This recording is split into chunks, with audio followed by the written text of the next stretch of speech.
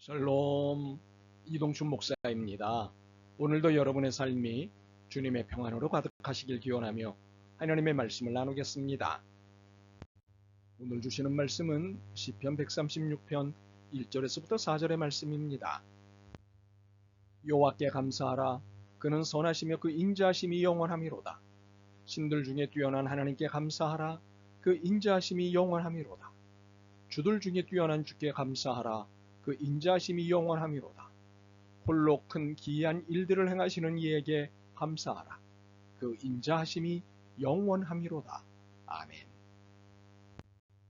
시편 136편 1절로부터 4절 말씀을 본문으로 늘어나지 줄어들 수 없는 것이라는 제목으로 말씀을 나누도록 하겠습니다.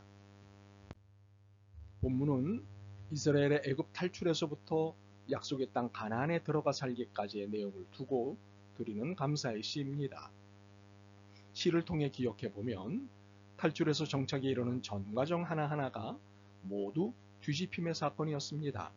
원치 않는 일들도 벌어졌지만 결국 모든 것이 하나님의 선하심이었다는 사실입니다. 기억을 따져볼까요? 이미 국무총리가 된 요셉 덕에 이스라엘은 굶주림과 추위를 모면할 수 있었습니다.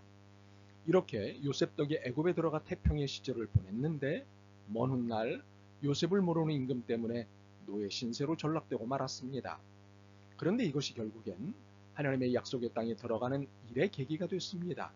드디어 들어가게 된 것인지 결국 들어가게 된 것인지 하나님은 약속을 반드시 이루셨습니다. 특히 홍해라는 장벽을 만났을 때 얼마나 당황했습니까? 진퇴양난이지 않았습니까? 앞은 건널 수 없는 홍해, 뒤는 애굽 최강의 군대, 앞으로 갈 수도 뒤로 물러설 수도 없는 상황이었습니다. 그런데 놀랍게도 홍해가 갈라졌습니다. 이스라엘의 마지막 사람까지 다 건너가자마자 그 뒤를 맹추격하던 애굽의 모든 병사들을 홍해가 삼켰습니다. 건너는 과정에서 얼마나 마음고생, 몸고생이 심했겠습니까? 그렇지만 결국 이스라엘은 애굽의 권력으로부터 완전 해방되었습니다. 해방과 동시에 하나님의 거룩한 자유에 안기게 된 것입니다. 그 어떤 것에도 억압되지 않는 진정한 진리로 인한 자유를 누리게 된 것입니다. 이렇게 노예의 삶에서 자유인의 삶으로 바꾸어 주셨습니다.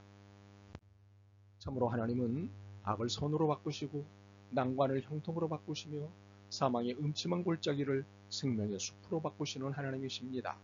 종의 삶을 자녀의 삶으로, 노예의 삶을 자유인의 삶으로 바꾸시는 하나님이십니다. 이렇게 하나님은 만사의 주권자이십니다. 그리고 반드시 약속을 지키시고 이루시는 분이십니다. 바로 이 사실을 본문은 고백한 것입니다. 그리고 이 고백은 간구가 되고 이 간구는 반드시 이루시는 약속에 근거하였기에 반드시 응답을 받게 될 것입니다.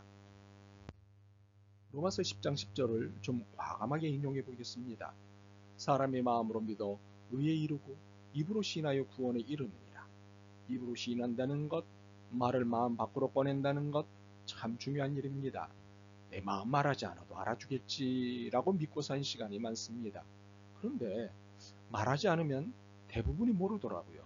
그래서 차제의 결심을 하였습니다. 말하리라. 그렇습니다. 이것은 하나님 나라에도 동일하게 적용됩니다. 하나님은 우리가 말하기를 기다리십니다. 기도란 하나님께 말하기입니다. 그러니 알아서 해주시겠지 하고 기다리다가 불평하지 마시고 해주세요 하고 기도하며 감사하시기 바랍니다. 이스라엘 역사를 보면 불평할 때마다 망했습니다. 그러다 감사할 때 다시 일어섰습니다. 흥망성쇠라는 것이 늘 이러했습니다. 불평할 때는 망했고 감사할 때는 흥했습니다. 감사를 모를 때는 쇠했다가 감사를 회복할 때는 성했습니다. 이것은 모든 민족, 모든 공동체, 모든 교회, 모든 사람에게 동일하게 역사하시는 하나님 나라의 영적 법칙입니다. 그러므로 염려하지 말고 기도하십시오. 불평하지 말고 감사하십시오. 기도와 감사는 나누는 것이 아닙니다. 하나님은 어떤 분이십니까? 여러분이 이해하고 있는 것을 차근차근 꺼내기 시작하시면 하나님에 관한 이야기가 아마 많이 길어질 것입니다. 그래서 시편 136편으로 한정해 보겠습니다. 시편 136편은 모두 26절로 구성되어 있는데 매 절마다 공통으로 고백하는 내용이 있습니다. 그 인자하심이 영원함이로다. 하나님의 인자하심이 영원하다는 고백입니다. 하나님은 인자하신 분이고 그 인자하심이 변함이 없다는 고백입니다. 그렇다면 인자는 무슨 뜻일까요? 어질인 사랑할 자입니다. 인자는 다른 말로 사랑입니다. 하나님은 사랑이시고 하나님의 사랑은 영원히 변치 않으신다는 고백이 시편 136편이 매 절마다 고백하는 내용입니다. 그런데 시편 기자는 마지막 절인 26절에 이런 제안을 합니다. 하늘의 하나님께 감사하라. 그 인자심이 영원함이로다. 무슨 제안입니까? 하나님의 사랑에 감사하라는 제안입니다. 과연 여러분은 이 제안에 어떤 반응을 보이시겠습니까? 감사해야 할까? 감사해야 하나? 감사해야지. 바라기는 마지막 반응인 감사해야지 이시길 바랍니다. 감사는 찾으면 찾을수록 많아집니다. 이유가 무엇일까요? 하나님께서 베푸신 사랑이 셀 수도 없을 만큼 많기 때문입니다. 136편이 구구절절 고백하는 것이 감사입니다. 그만큼 하나님의 사랑은 끝없기 때문입니다.